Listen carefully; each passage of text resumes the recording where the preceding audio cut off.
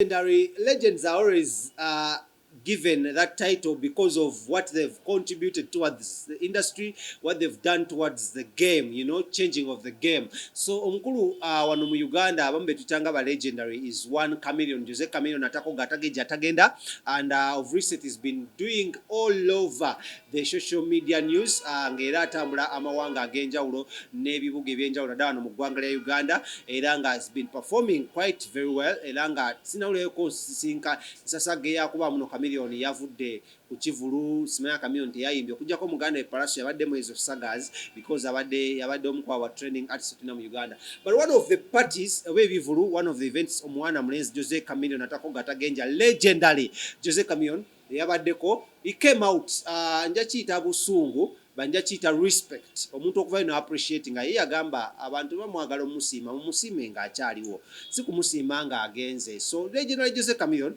yavuddeyo mu bwowembeefu obwa waggulu ennyo n'asiima ba legendary banne betwandise ba generals mu music industry ye Uganda eno era nga abamu kwabo yamentioninza amanya mubamanyi abamu temubamanyi abamu tujja kuba tubadiscussinga lwaki abamu teyabataddeko. One of those kwabaddeko omukulu amanyiddwa nga BEBECOOL Moses Sali oba Musa Sali Sazo salamu alaikum seeka ali mu kisiibo lwakuba yagamba alusa zimanyo mutawanya so tasiiba nnyo buli kanaku so simanyi era yasiibye naye ng'ogamba otya from Gargamel wenjato yakakisa kano okubuuza ne ku producer Ron on this one, Ron on the beat nabaddeko now over the weekend, that was on Saturday ne tunyumyako congratulations by the way okubanga wawangudde award ya 4040 that is eyomunsi yonna ey'omu Africa yonna Semazinga, one of the best producers etulina wano mu ggwanga lya Uganda. Ronnie Rajja Paponesof okuva ali mu Gargamel International. So yagambye BEBECOOL yabadde ku list ye n'agamba ayagala okwebaza omukulu amanyiddwa nga Edlisa Musuuza EDDYKENZO naye ali mu kisiibo salamu alaikum warahmatullahi wabarakatuh yamwebaziza okubanga contributinze a lot one of the first Africans okuwangula BET award. Otegera setting a trend era weri wano mu Uganda era eri wali mu Uganda Museum. So namcongratulating n'agamba Rajja Paponesof n'amusiima nnyo. Owokubiri yavudde n'asiima mwana mulenzi amanyiddwa nga Dauda Lutalo omwana weruwero gye banzaala yagambye omukulu oyo naye acontributinze kinene nnyo mujjukira mu nakayimba kamu kayina right now akatrendinga kawandiikibwa omukulu amanyiddwa nga David Lutalo akamanyiddwa nga Forever nibawo baby lwaki tojja nondabako baby I am not a good singer but anyways that is one of the legendary generals beyatadde ku list ye.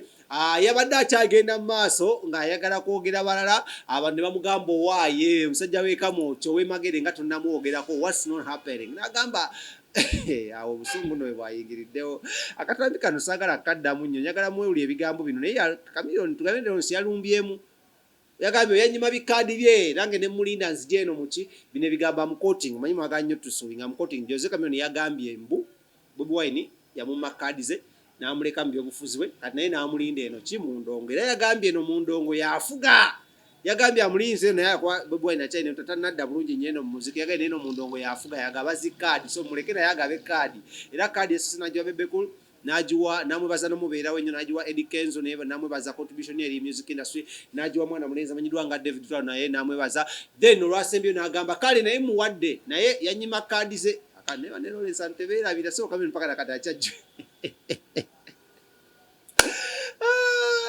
naye kiraifu kino kinyuma ani afuga eggwanga lino Lawrence ani atufuga naye omutuufu magere oba entebe mu ntebe oba nakasero mutegedde bulungi nnyo. So anyways Chameleone mukatambike kamu neyebaza Moses radio ne mwana mulenzi Wizo Manizo, that is a good life n'agamba radio and Wizo nabo nabebaza okwaga ba contributors era nayimba n'akayimba kaabwe akaleetedde abantu okubanga bakaaba amaziga n'okubanga bakuba endulu ez'amanyi. So nyankuleko mu kavidiyo kano akamwana mulenzi Jose Chameleone ng'ayogera wabula ebigambo ebyo yayogedde ezinakututte muno kulumba Lawrence era Lawrence oba nnyo abantu abantu bakola nnyo ebintu ng'omanyi ojja sobola bijja ku mitima gyabwe n'omuntu omukola akantu kanakatereka ku mutima Chameleone kaadi yamuluma yo office zikyaliwo waliwo ki waliwo bakana ebigambo bya Lawrence katugende mu kavidiyo ka mwana mulenzi Jose Chameleone tukome tugenda muli abala mangi nnyo wano ku Celeb Jazz subscribinga ate tovaawo yampe respect buli mulwanyi wa music industry Uganda kuba naffe tulinayo abalwanyi baffe basaabalwanyi obugalo bwa EDDYKENZO. Wow. Respect. Obugalo bwa Daudi Lutalo. Respect. Obugalo ba BEBECOOL. Oyo gwangamba njogereko yanyima ne kaadi ze tobimanyi. Kasita omutegedde obugalo bw'oyo.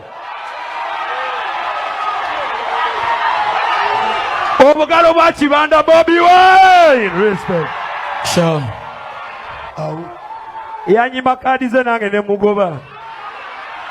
Ne mulinde eno mu ngoma. Eno mu ngoma ze nfugayo. Ebya meya byakoma wali n'enzira eno gye nfuga. Eno nze ntwalayo. Safaya. Siso agenda mu maaso nga siwasabye bugalo bwa Radio ne Wizo.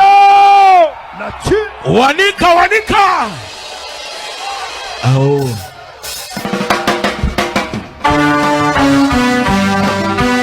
Emikono kirwa. Wuba.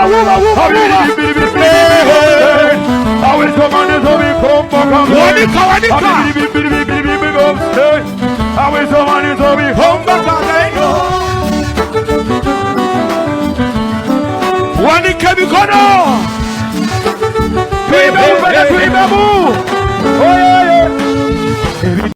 Yampe respect buli mulwanyi wa music industry Uganda kuba naffe tulinayo abalwanyi baffe basaabalwanyi. Obugalo bwa EDDYKENZO.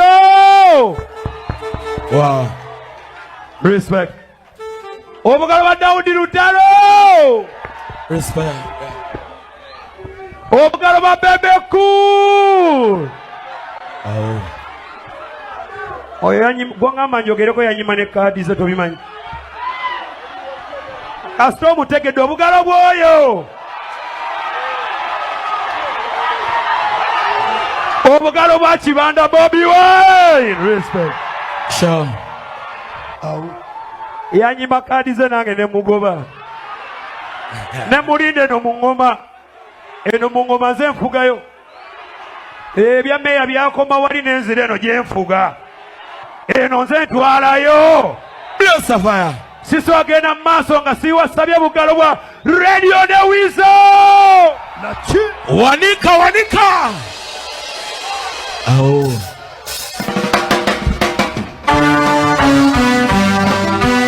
Emikono kirwa.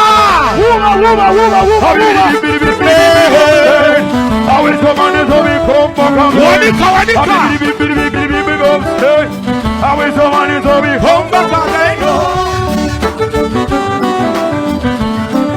Wanika mikono.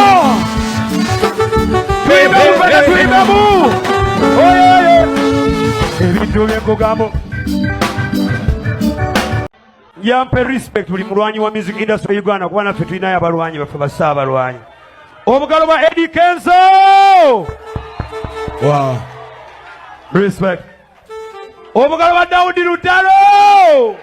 Respect. Obugalo bwa BEBECOOL.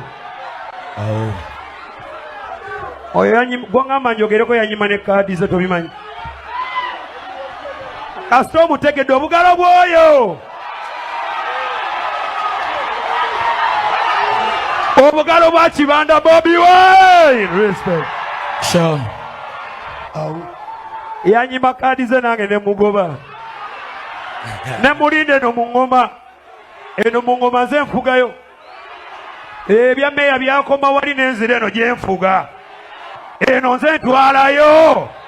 Safaya. Siso agenda mu maaso nga siwasabye bugalo bwa Radio ne Wizo. Wanika.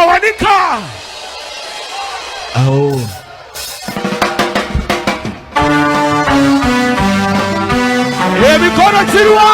Wuba.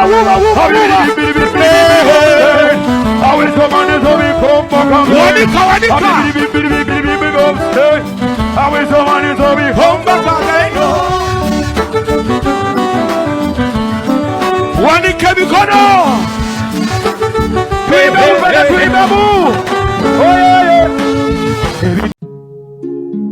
oyagala omukolo gw'ogwenjawulo gubeere n'ebijjukize mu nnyumba yo kankwanjulire ba King Montage Photo Studio ffe bakafuluma okukuba ebifaananyi n'okukola vidiyo. Olina wedding, birthday party, kukyala, nika, baby shower, photoshoot oba music shoot na buli kimu kyonna ky'oyagala ffe tusobola okuwa ebijjukize ebirungi eri ebirooto byo ate nno mwana wattu kusintiiza omuntu wa bulijjo. Tusangibwa Nankulabe ku Bitaala ku Prime Tower Level 3 Room D04. Okumanya ebisingawo tukubire ku namba zino: noti 7 noti 2 emu noti 4 emu 25 oba noti 755 3 731 oba noti 777 noti 23 4 noti 5. King Montage Photo Studio ffe tusobola okuwa ebijjukize ebirungi ate nno mwana wattu kusintiiza omuntu wa bulijjo.